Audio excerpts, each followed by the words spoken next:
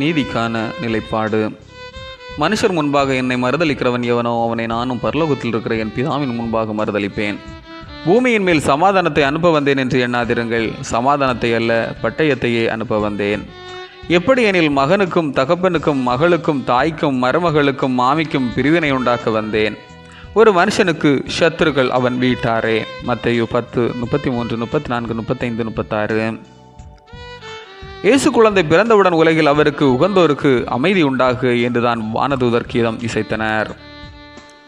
அவரே நமக்கு அமைதி அருள்பவர் என்கின்றார் அப்போஸ்தலனாகிய பவுல். இயேசுவும் அமைதியை உங்களுக்கு விட்டு செல்கிறேன் என்று கூறுகிறார்.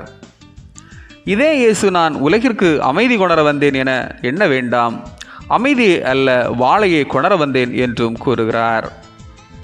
ஆண்டவரின் போதனையை கடைபிடித்து அவரின் போதனையின் வழி நடப்பவன் தனி வாழ்வில் பல எதிர்ப்புகளை சந்திக்க வேண்டி வரும். தன் உயிருக்கு உயிரான உற்றார் உறவினர் நண்பர்கள் ஆகியோரின் தொடர்பையும் இயேசுவின் நிமித்தம் துண்டிக்க வேண்டி வரும்.